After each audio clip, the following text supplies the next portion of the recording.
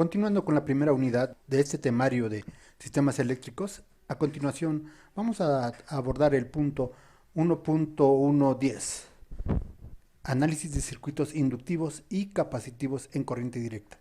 Iniciamos con el capacitor o condensador. El capacitor es un componente usado en circuitos eléctricos y electrónicos que consiste de dos placas conductoras conectados por conductores eléctricos ambas y separados por un material aislante. Aquí en la figura tenemos lo que vendría siendo o lo que es un capacitor. Estas son las placas conductoras también llamadas armaduras, esta y esta. También se les puede llamar ánodo y cátodo o ánodo y cátodo, ¿sí? Y el material que está en medio es el dieléctrico o es un material aislante. El símbolo del capacitor son dos rayitas paralelas conectadas ambas por un conductor.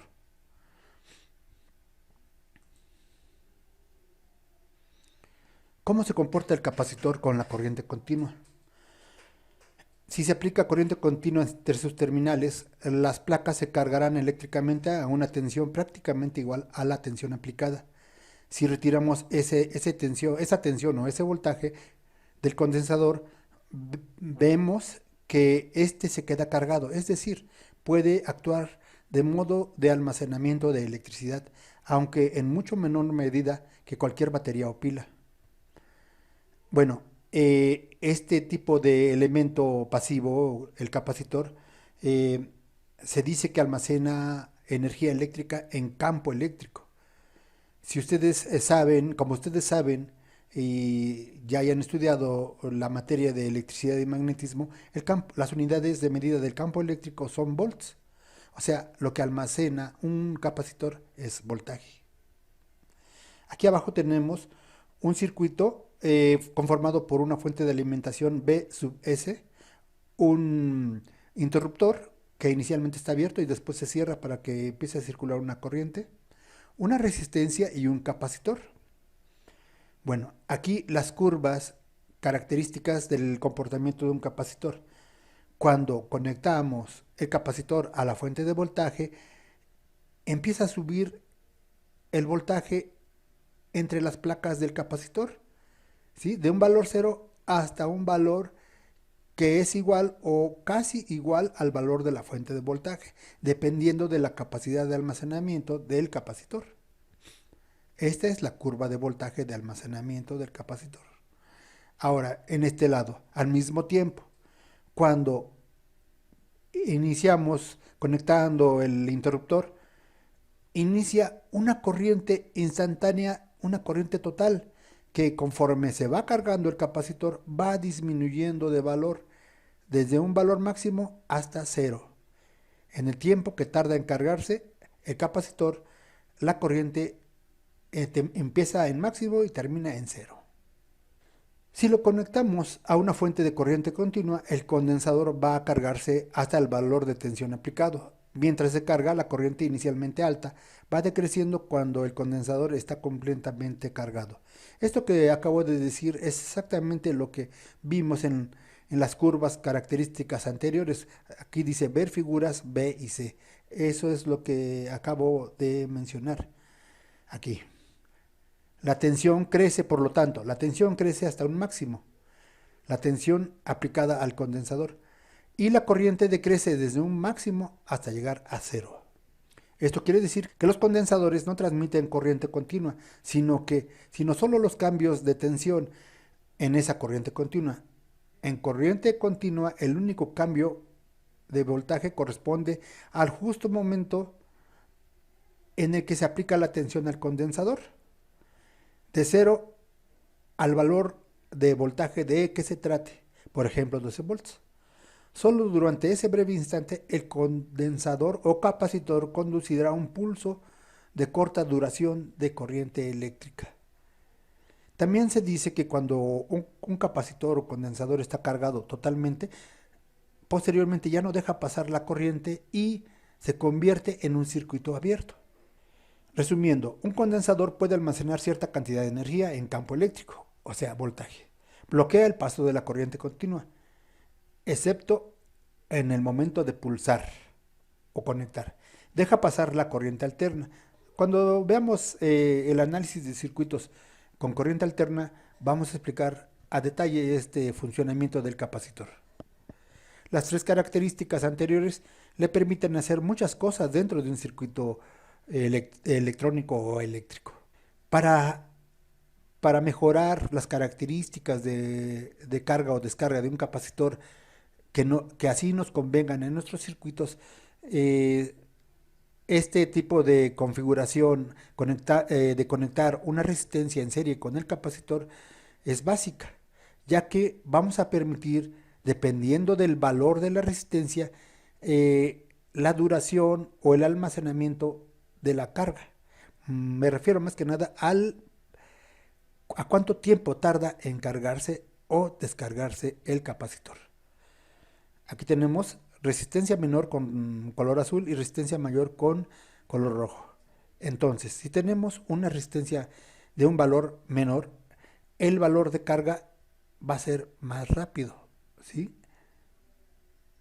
Pero si tenemos una resistencia con un valor en ohms más grande, el, lo que tarde en cargarse va a ser mayor, ¿sí? Alcanza el valor máximo hasta X segundos, ¿sí? Cosa que ya había ocurrido antes con una resistencia de menor valor. ¿En qué unidades se mide el capacitor o la capacidad de almacenar energía? Capacidad, faradio. Se denomina capacidad o capacitancia de un condensador a la propiedad que estos poseen de almacenar mayor o menor cantidad de energía eléctrica.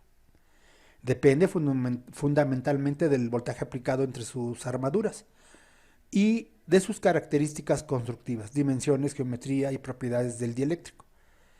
Si llamamos Q a la cantidad de carga almacenada en un condensador por el condensador y C a la capacidad del condensador y B a la tensión aplicada entre sus armaduras, resulta que la capacidad o capacitancia de almacenaje de un capacitor es igual a la carga Q entre el voltaje aplicado V.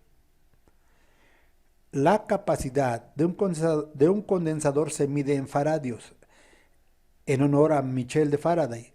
Un faradio es la capacidad de un condensador que almacena una carga de un coulombio al aplicar una tensión de 1 voltio entre sus placas. Entonces, un faradio es igual a un coulombio sobre 1 volt. O sea, la capacitancia de un capacitor cuando su valor es de 1 faradio es igual a un coulombio sobre 1 volt.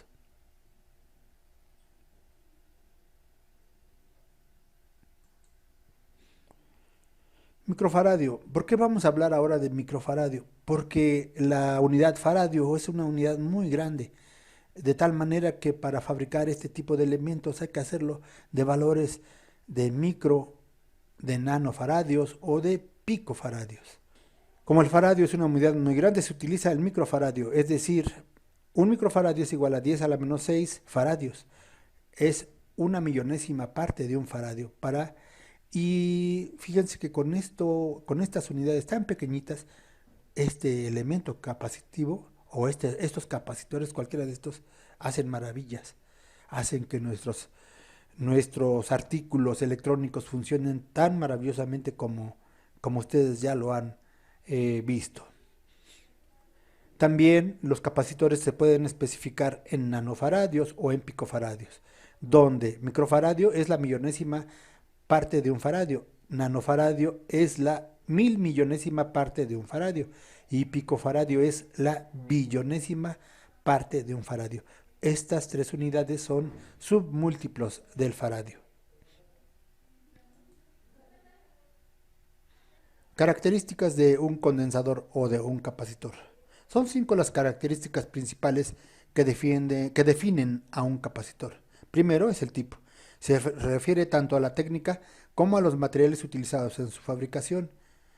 Nuestros capacitores o los capacitores que nosotros posiblemente nos encontremos en nuestra experiencia trabajando, se fabrican de diferentes materiales y de diferentes tamaños. Por ejemplo, este azul es un capacitor electrolítico. Este azulito es un capacitor de cerámica. Aquí tenemos un capacitor variable. Y así sucesivamente podemos encontrar diferentes tipos de capacitores. Simplemente hay que saber qué cantidad de microfaradios o de picofaradios o de nanofaradios necesitamos y a qué voltaje lo debemos conectar. Por ejemplo, aquí dice 4700 microfaradios a un voltaje de 35 volts de corriente directa. La capacidad es la cantidad de carga que pueden almacenar. A mayor capacidad, mayor tamaño tendrá el condensador. Bueno, los capacitores más grandes que se pueden encontrar son capacitores del tipo electrolítico.